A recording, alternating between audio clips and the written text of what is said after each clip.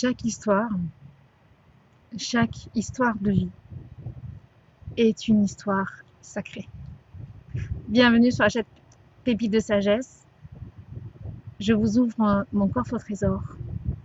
Ce trésor qui, pour moi, et en chacun de nous, c'est notre cœur. Notre cœur, c'est comme un trésor.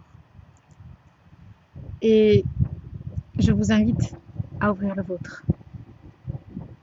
Aujourd'hui, j'insiste sur votre histoire personnelle. C'est votre coffre. Bien souvent, quand on est sur un chemin de foi, en quête de sagesse, en quête de plus d'amour, on s'aperçoit qu'on n'est pas si aimant que ça. On s'aperçoit que on n'est pas aussi lumineux qu'on aimerait. On se voit jaloux, on se voit en colère, on se voit dans le jugement, dans le désamour, dans des complexes. Et on n'aime pas ça. On n'aime pas cette image de nous qui est de l'ombre. Et on décide, du coup, de retrancher cette part de nous qui ne nous plaît pas. Ou on décide de lui tourner le dos.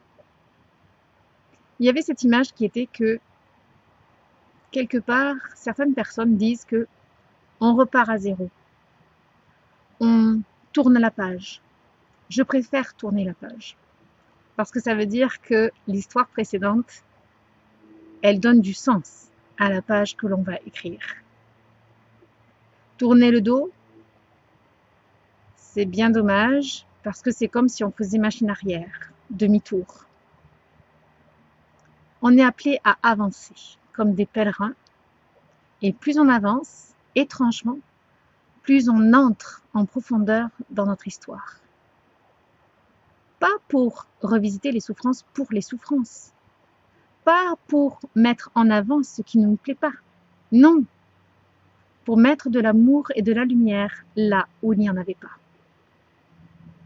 Si je fais mémoire des actes manqués, certaines spiritualités comme la spiritualité chrétienne parlent de péché, c'est juste pour m'apercevoir que je suis, oui, avec des limites, imparfait, et que donc j'ai besoin de l'appui, de l'amour, de Dieu et de ses énergies pour continuer à avancer en sécurité.